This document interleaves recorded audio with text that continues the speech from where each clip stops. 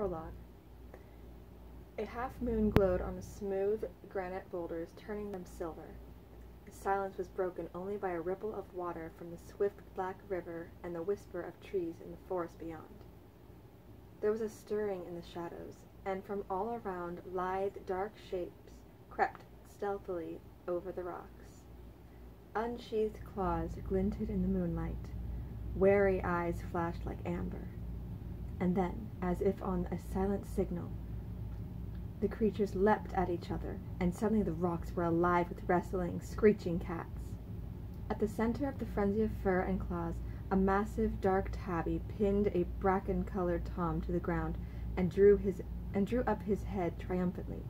"Oakhart," the tabby growled, "how dare you hunt in our territory? The Sunning Rocks belong to ThunderClan." "After tonight, Tigerclaw, this will be just another RiverClan hunting ground," the bracken-colored tom spat. A warning yowl came from the shore, shrill and anxious. "Look out! More RiverClan warriors are coming!" Tigerclaw turned to see sleek, wet bodies sliding out of the water below the rocks. The drenched RiverClan warriors bounded silently up the shore and hurled themselves into battle without even stopping to shake the water from their fur.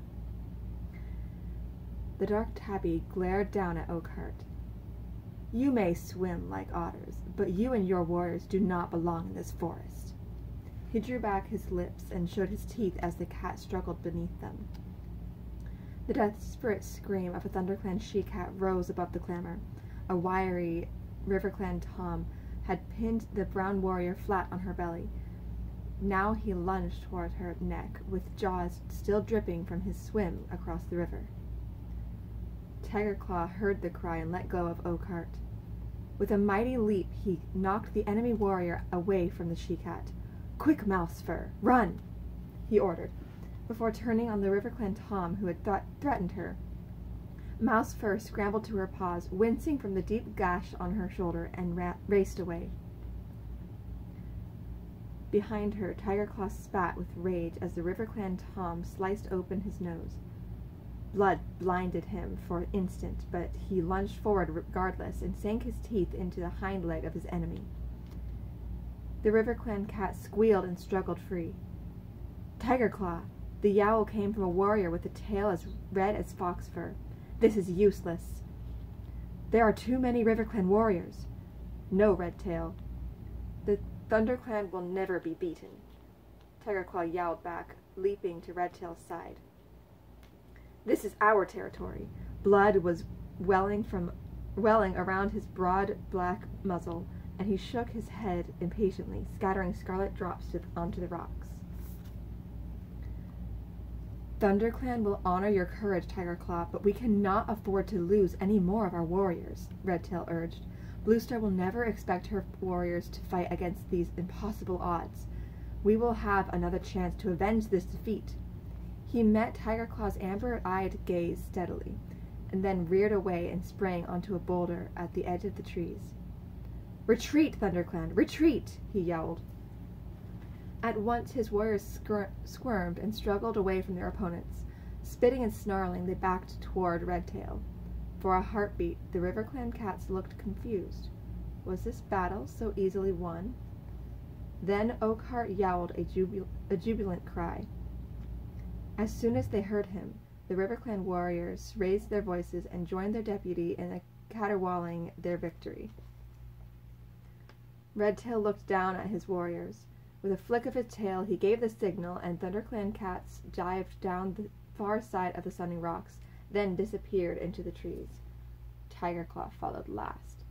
He hesitated at the edge of the forest and glanced back at the blood-stained battlefield. His face was grim, his eyes furious slits. Then he leaped after his clan into the silent forest. In a deserted clearing, an old gray she-cat sat alone, staring up at a clear sky. All around her, in the shadows, she could hear the breathing and stirring of sleeping cats. A small tortoiseshell she-cat emerged from a dark corner, her paw steps quick and soundless. The gray cat dipped her head in greeting. "How is Mousefur?" she meowed. Her wounds are deep, Blue Star, answered the tortoiseshell, settling herself on the night-cool grass. But she is young and strong, and she will heal quickly. And the others? They will all recover too, Blue Star sighed. We are lucky not to have lost any of our warriors this time. You are a gifted medicine cat, Spotted Leaf. She tilted her head again and studied the stars. I am deeply troubled by tonight's defeat. ThunderClan has not been beaten in its own territory since I became leader, she murmured. These are difficult times for our clan. The season of New Leaf is late, and there have been fewer kits. ThunderClan needs more warriors if it is to survive. But the year is only beginning, Spotted Leaf pointed out calmly. There will be more kits when Greenleaf comes. The gray cat twitched her broad shoulders. Perhaps. But training our young to become warriors takes time. If ThunderClan is to defend its territory, it must have new warriors as soon as possible. Are you asking StarClan for answers? Meowed Spotted Leaf gently, following Blue Star's gaze and staring up at the swath of stars glittering in the dark sky. It is at times like this when we need the words of ancient warriors to help us. Has StarClan spoken to you? Blue Star asked. Not for some moons, Blue Star.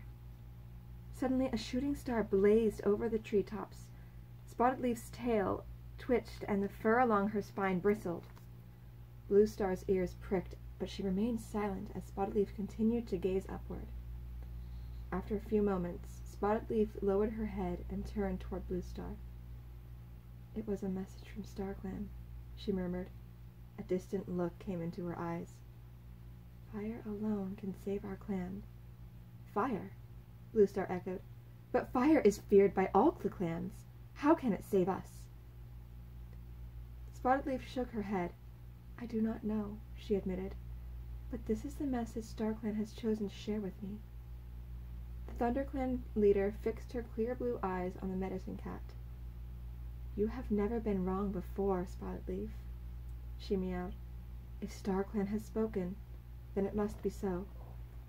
Fire will save our clan.